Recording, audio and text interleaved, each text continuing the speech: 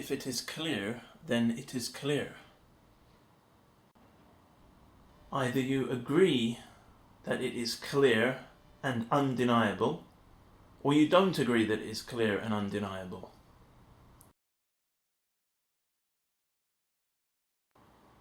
So if there is no room for our denial, then there is no room for their denial. I am going to talk to... You've got to cut that out. Right, I'm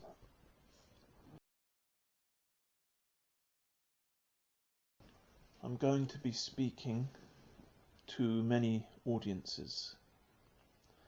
So I have many target audiences. That means I have to use language in more general terms, not specific terminology.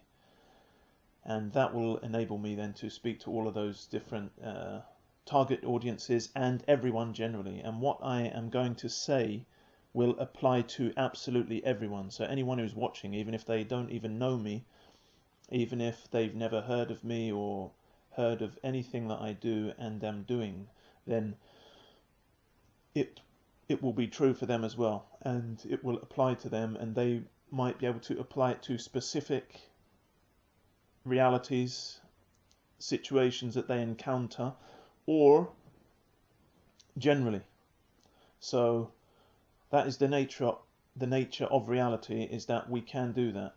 When we take something, we can take a piece of reality, if we observe it, if we understand it, if we understand the processes and the features, the attributes, and the overall reality of it, we can take that, and as much as we can, of course, because we can never understand something, absolutely from all angles, but as much as we can, as long as we're accurate and correct in our judgment and observation of that reality, then we can take it and we can apply it to many other things. We can apply the lessons or the analogies that we can develop, or even other issues, more universally. Okay, that's the nature of things. Now, this book here, this notebook of mine, I have many of these, and they're full of important information that in reality, to me and to those who would know if they knew what was in these things, is worth millions of dollars, millions of pounds, maybe more than 500 million, maybe a lot more than 500 million. It's like if someone said, oh, can we have one of these for 500 million, maybe I'd turn them down. So that's just to give you an idea of how valuable the information in these sort of things are, because what is gathered in here is many important topics which describe certain things that are happening, which describe the reality of certain things, which really no one talks about. And that means that information, it has the potential to change a lot of things. It has the potential to influence a lot of people, has the potential to open a lot of eyes to a lot of things that would have a big impact on people, on their hearts, their minds, their behavior, their relationships, lots of things. So this is something that is precious to me. But today we're just going to talk about one point a little bit, and that is the issue of clarity, or Klarheit in German, or la clarté in French, from claritas in Latin. And in Arabic we have bayan, bayin, bayana, bayanat, from the root bana, to make clear. And mubin is another word in Arabic, that which is clear and makes clear as well. But clarity is a very important issue, because something is either clear or it's not clear. And of course, there is some subjective or individual relationship with clarity, in that something may not be clear to you as an individual. Okay, so there is something being clear to an individual and something not being clear to an individual. But there is also clarity within itself. Means if we take a certain reality, a certain subject, or an issue, or a question, or circumstances, there can be a judgment upon that, or an intrinsic reality, where we could say either it is clear or it's not clear. Okay? So that's the first thing that we want to say. Some things are clear in themselves, and some things are not clear. And it's an important distinction. It's an important thing to understand, that some things are clear, some things are not clear. Now, just as a side note, some of the things that I'm going to be saying, they may seem totally obvious. They may seem, just common sense, and someone might be saying, well, why on earth are you saying that? Well, just as a footnote, just because something is obvious, just because something is common sense, it doesn't mean everybody has a correct relationship with that matter. And it doesn't mean that people have those obvious concepts, those obvious ideas, as part of their personality, as part of their systematic way of making judgments and their normal process of thought. Okay, so you might read something and it's just full of common sense points, or full of common wisdom, where not one point enlightens you or not one point shocks you in terms of thinking, oh, I've never thought of that before, or oh, is that true? Everything you might be reading through a series of points on a particular subject, it might be obvious. You might say, obvious, obvious, obvious. But then when you look at your own life and your own decision making, it may not be present there.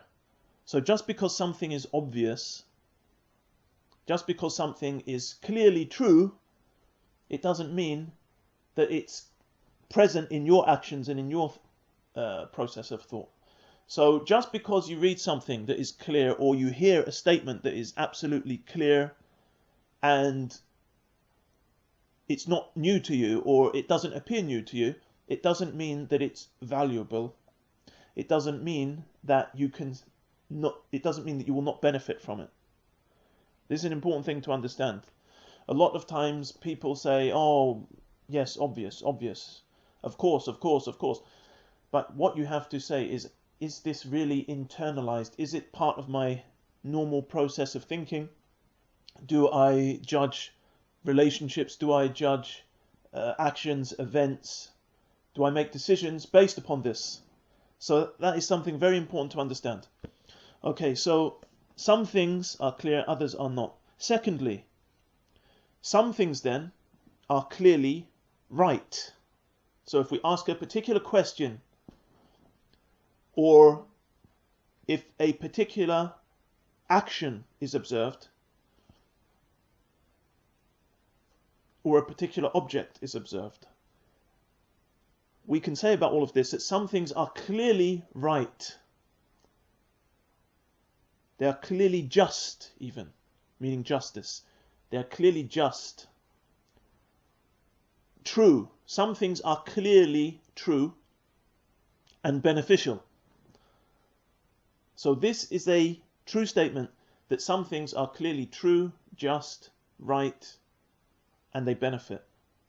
Clearly, remember, what we are tying together here is the concept of clarity, something that is clear, so that we can say that something is clearly true. Thirdly, conversely, we can say some things are clearly wrong. I mean, it's not just only wrong, it's not just an opinion. It's not just the view of some people based upon their research and thinking and reasoning. But no, some things are clearly wrong. So they are wrong, and it's a matter of clarity that they are wrong, or that they are oppressive, or corrupted, or in the wrong place. Something is put in the wrong place, or something is upside down. Something is not a true statement about the way something is, for instance. It's a false statement. So something can be false and harmful as well. Okay, so this is another thing we can say on the issue of clarity. Some things are clearly right and true. Some things are clearly wrong. Clearly wrong. So the fourth issue we can say, to judge clarity. To judge clarity. Someone has an opinion. Someone has a judgment. This thing is clear. So what's needed for that? The first thing is we have senses, our sight, our hearing, all of these things by which we perceive the reality. So the senses. So it's clear for someone because they have the senses, they have the perception, the ability to measure, to witness, and to judge the reality. So this is an important thing, because for some people you could say their senses are not present, or they're hindered. Their vision is hindered, their hearing is hindered, or something like this. So this is one of the key elements. Can you witness it? Can you perceive it in a way by which clarity will occur in your judgment, in your perception? Okay, so the senses. Secondly, the sane mind. Maybe you can sense something, maybe you can perceive something, but your mind is corrupted in some way. It's damaged or hindered in some way, clouded in some way, whereby although the sensation is accurate, you're witnessing the reality.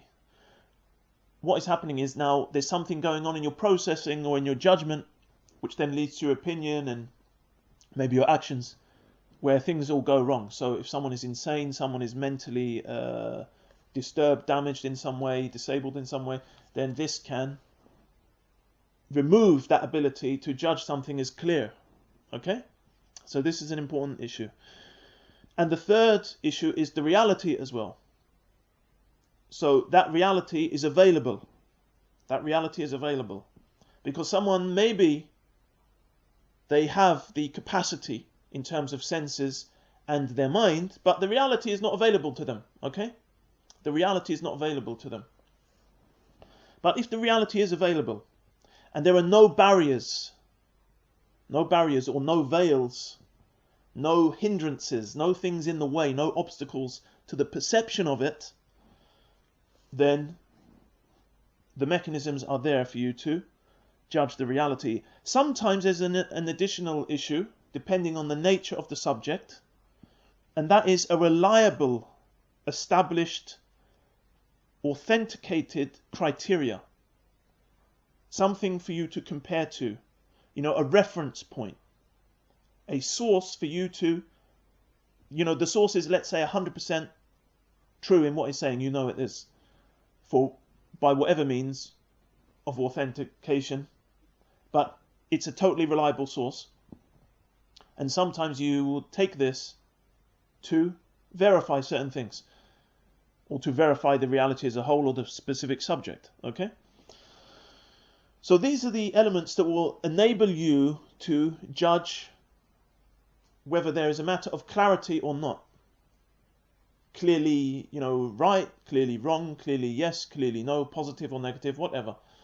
Clearly this is the case, or clearly this is not the case. That's important. Now, a fifth thing we want to say. When the conditions are true, then, when the conditions are true, those things that we've just talked about, there's no excuse, there is no excuse or justification for denying, doubting, or suspending judgment concerning the clear reality. So if something is a clear reality, an absolute clear reality, and you sense it, and you're not hindered mentally, then there is no way that you can be doubting it then. There's no way you can be doubting it. There's no room to doubt it. That's because it's a matter of clarity. Okay? Suspending judgment is not justified. It's not acceptable because it's clear. The reality is clear. Okay, so the sun is up above the horizon and you see it clearly, and it's daytime then. But someone is seeing that, he's not mad, he is denying it, he's unjustified. And whatever the case is, okay? Whatever the case is, if the matter is clear, then there's no room for doubting it. There's no room for doubting it. It would only be if there is, like we said, some hindrance which justifies his judgment. Okay? But not simply any excuse brought forward is acceptable. Okay? That's the truth of the matter. The sixth point we can mention, we say, and this is a reality that everyone has probably come across in their lives, not everyone accepts that which is clear. So some things are absolutely clear and there's no doubt about them. All of the evidence says they are clear. Reason, ration and experience and witnessing and all evidence says they are clear, so that they're undeniable, okay? So that the matter is undeniable, totally undeniable. Yet, there are people which deny it, who deny it. There are people who deny it. They refuse to accept that which is clear. So not everyone accepts that which is clear. But this, what can we say about this? This does not detract or lessen the fact of that matter of clarity. Okay? So if I know I'm in a room full of books, and I know with absolute certainty, from many angles, not just by my perception, but other aspects of reasoning as well, and someone else might be doubting it. Someone is saying he is in a room full of books. Someone else is arguing with him, who is not witnessing the reality. They have their own reasons.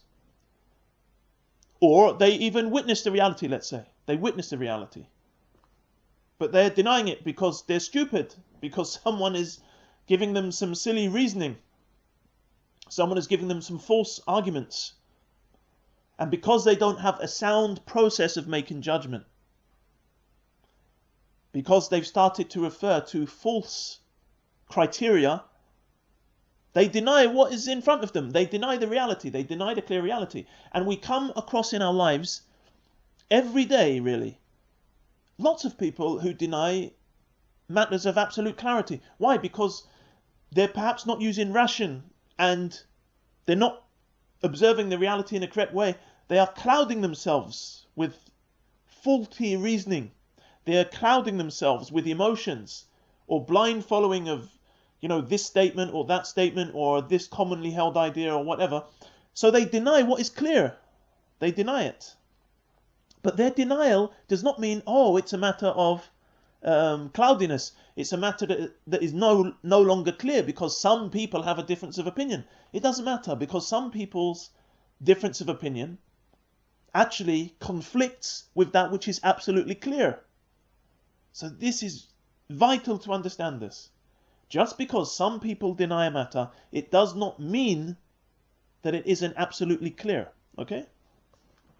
The seventh point we can say. People's reasons, the causes within them that are unjustified for rejecting a matter of clarity, for rejecting a matter that is absolutely clear, they do not detract from clarity. Okay? So someone has reasons.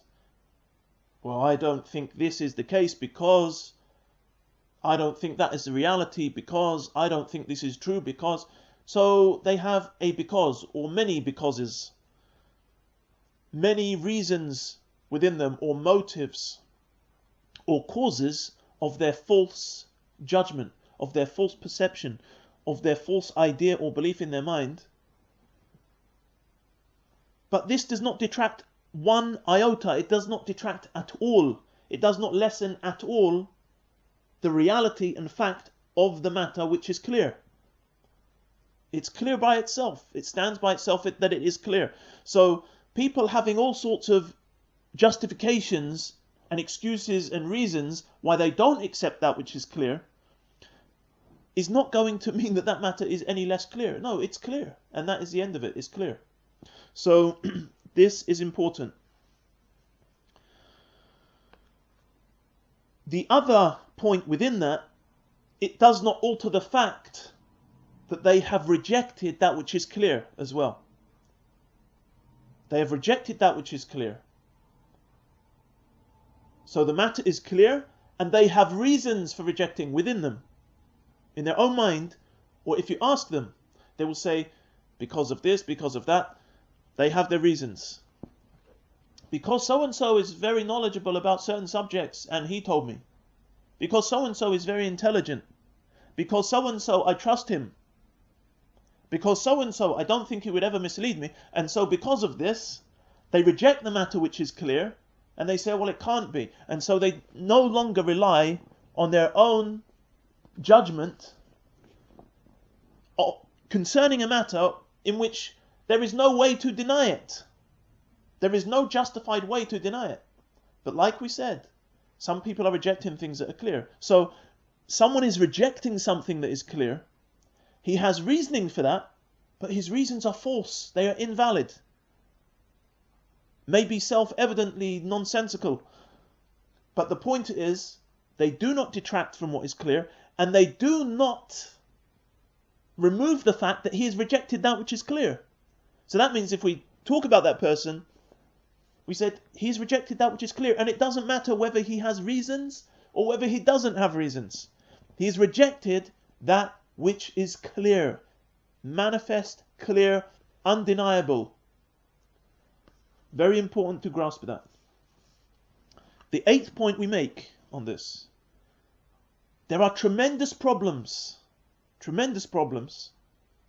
consequences and ramifications when you declare something to be clear when it isn't clear. Okay? I say this is clear and it isn't clear. The weight of reality is not for it. Okay?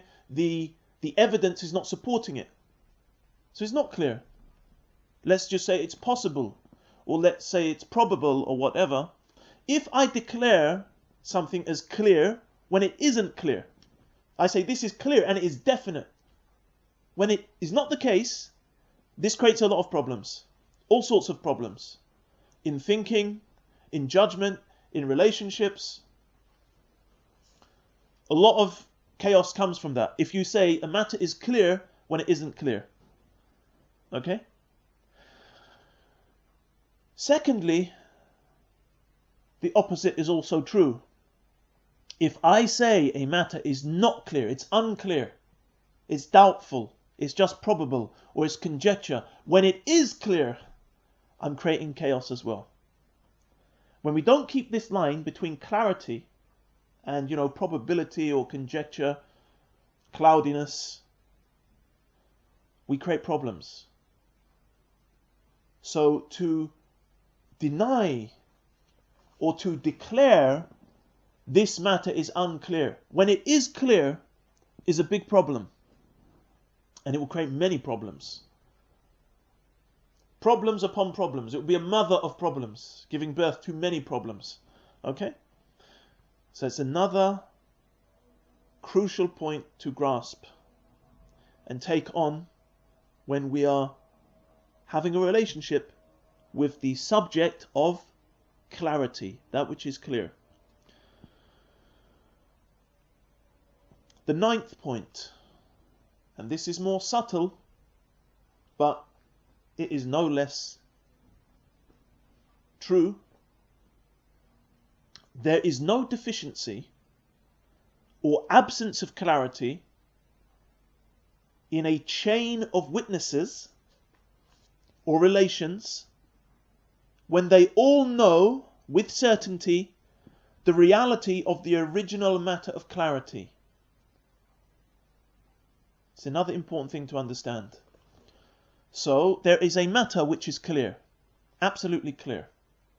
It's verified, it's clear by itself. Doesn't need external verification because all the means by which it would be established as being definite and clear are there. The mind, the sound judgment of the mind, the senses, experience, any evidence that could be used, possibly, are stating that this matter is absolutely clear. Now, there are the direct witness who is denying it or casting doubt upon it because of his faulty thinking, which is unjustified. And then there are those who are looking at that individual who is making the faulty judgment and saying his position is acceptable, or he has not rejected fully that which is clear, when indeed he has. So there is a problem, because what is this doing? By association, it's like saying this matter is not clear, or this person is justified in denying that which is clear. So when all of these people, by reporting or witnessing or association or by relationships, they know the original matter is clear, they know the reality of it. Let's say they know the reality of it, but they justify and excuse the one who is looking at the matter of clarity but not judging it to be so. Then those people are clearly in error then. They're in clear error, no doubt about it, because it's like they're saying, well, you're justified in denying that which is clear, but you're not. Either it's clear or it's unclear. If the original matter is clear, then there is no room for that judgment of clarity to be denied or doubted. And there's no room to justify it directly or by association when the original matter is known, when the original reality that we're talking about is known by those who are making a judgment either of the matter itself or of those who are witnessing it. So this is a subtle matter, but it's absolutely clear again. We have to ask, at what point does the matter become unclear because of those who are justifying denying it, or justifying doubting it, or justifying giving the correct judgment upon it, and giving the correct judgment upon those who either witness it as clear or deny its clarity? If someone is denying its clarity, that is what the case is then. They're denying that which is clear. So there is no room in that either. The 10th point we say, and maybe this should have been at the beginning, but there are some who deny the concept or reality or possibility of clarity. They have this foolish opinion which is, oh, how can anything be known, or how can anything be declared as clear? How can we ever know something is clear? But this is clearly false. The sound mind, reason, rationality, it rejects that, absolutely, that opinion. Okay, it's something that contradicts the reality, and it's something that contradicts sound reasoning. We always are engaged in distinguishing between realities, distinguishing between questions, opinions, concepts, based upon their relative weight, their relative evidence. One thing that we can say about the reality is that it's measurable. The reality is measurable.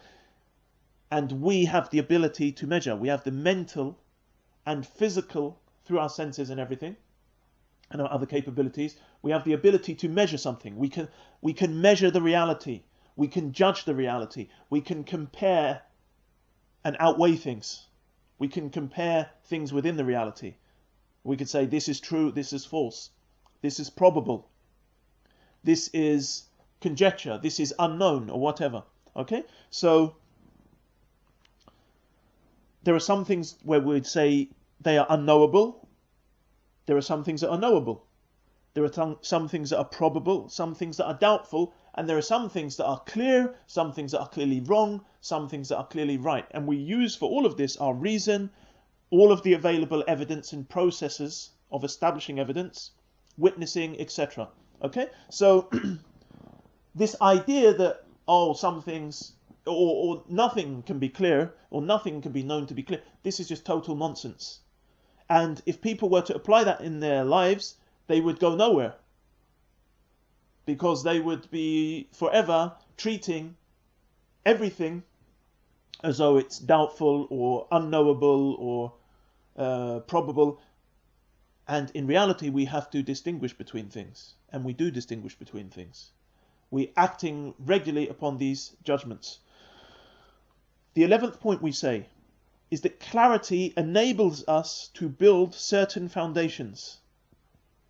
It enables us to build certain foundations, definite foundations, because resting upon the principle and the reality of absolute clarity, a matter is definite, it enables us then to build upon it certain foundations and a strong building. And conversely, if that's not the case, then you cannot have that result. You cannot have that same result. Clear falsehood and error, and illegitimacy, they remain the case. Error, falsehood, illegitimacy, it remains the case no matter how many bricks are falsely applied to the non-existent building with an absent and nullified foundation. So the foundation you have is absent and false. This means whatever you seek to build upon it is just falling down, because your whole principle is false. Your whole foundation is false, is non-existent, is clearly absent.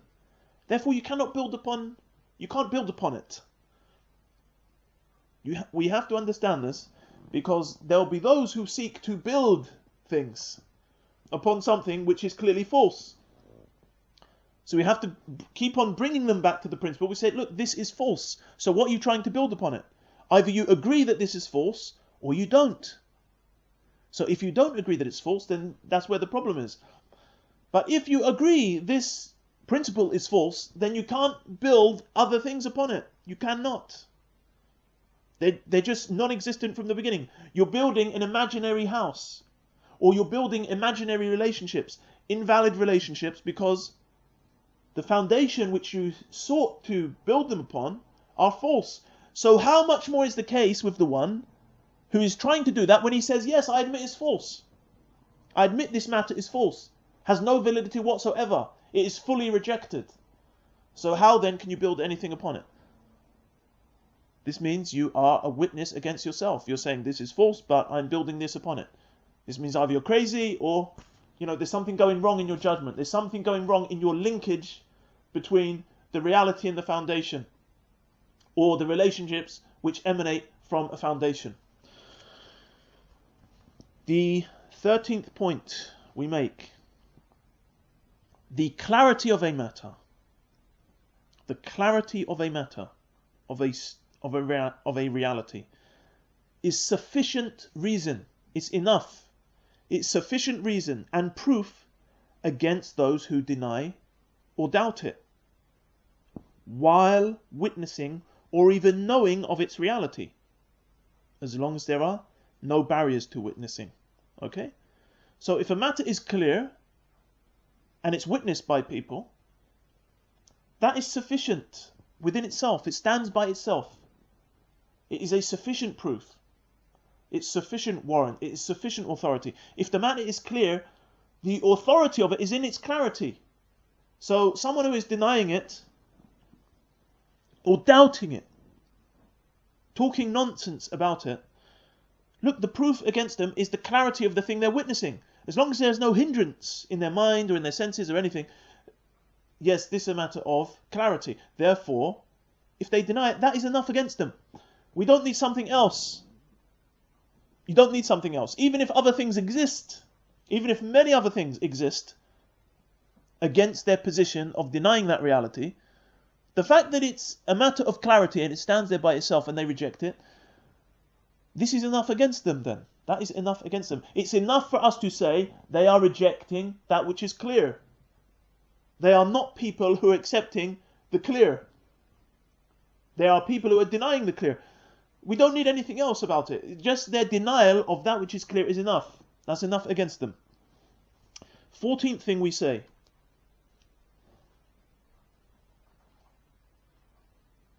You detract. You lessen the weight. You detract from clarity or deny or doubt clarity when you give weight or authentication to those who deny or doubt an issue of clarity. When we start giving some validity to the opinions of people, we say, well, we cannot say they're rejecting clarity, or we cannot say they are rejecter of this matter of truth here, or this matter that is established. When people start speaking about this, they're actually, in this way, they are lessening then the weight of it. It's like they're creating doubts in other people's minds that this is a matter of clarity. Because you're saying you can be someone who accepts clarity and rejects clarity on the same issue at the same time. I mean, this is obviously nonsense. The person is rejecting clarity, then that is it. You cannot then start justifying it. You cannot start justifying the person who is affirming the truthfulness of that person, affirming his judgment, saying, you know, he is sound upon his opinion. You cannot. In that way, it's like you're saying, well, the original matter then is unclear. How is he justified? How is he justified in rejecting that which is clear? How is he justified in affirming that people have a sound foundation, that their foundations of judgment have remained sound when they reject that which is clear? So whether you do this directly or by relationships of a witness who you're affirming while he's rejecting the matter of clarity, it's nonsense. It won't be accepted, and it won't change the reality that that matter is clear and they have rejected it. So this has to be kept in mind. 15th point we make. This will be the final one, even though really we could talk a lot about the issue. The 15th and final point here. Explanations about a matter that is already clear.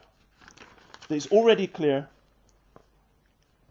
do not become the cause of clarity, nor its justification. So there's something that is clear by itself. It is sufficient by itself. Absolutely clear. No doubt about it. It's definite. It's definite by the mind, definite by witnessing, definite by all the evidence that would be used for such a matter. It's clear by itself for the one who witnesses, for the one who is looking at the reality, observing the reality. It's clear. This means someone else now giving explanations about the clarity. This person is not the proof here. The proof is the matter of clarity. And denial of the matter of clarity, that is the cause of his error. If he is rejecting my explanations, this is not the cause of his error. The cause of his error is that he's rejecting a matter which is clear. The matter is clear. He's unjustified because he's rejecting that which is clear. Not that after I come to him and I give him explanations. Even if my explanations change the person's opinion. Okay? Even if they change his opinion. The original cause and the reality of this person's error is that they are rejecting a matter which is clear. This is the point. So it is not my explanations which establish the clarity of the issue. If the issue is already clear within itself, then that is sufficient. It's not my explanations that are the matter of clarity. No. Even if this affects something in his mind, even if this changes him, this doesn't mean he was justified to reject the matter which is clear. It doesn't mean he was justified in his judgment which contradicted the clear reality. You understand this? So someone, even if they change their mind, yes, we explain to him, and then maybe he changes. Doesn't mean he was justified before this. It doesn't mean that we could say, yes, he was sound in his foundations before this. No, because he's rejecting that which is clear. So let us understand the causes correctly. The cause is the clarity, the matter of clarity, not the explanation about it. Someone might reject all of my explanations or not understand any of my explanations, but they witness the matter of clarity and they accept the matter of clarity. Because it is the matter of clarity which is removing the justifications of denial. So we will leave that there. We've spoken to many audiences and there is a lot more to say. This is just one point about clarity. About issues of this nature, there are many, many points. Many, many points. And you cannot bring many points of truth that are undeniable and then the end result of that is it's all wrong. No, it doesn't work that way. So we will leave it there.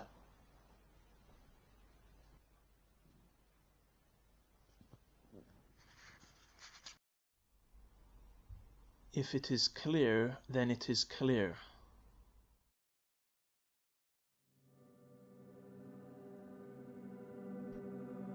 Follow and connect with Zayd Depaor on Twitter, Facebook and YouTube.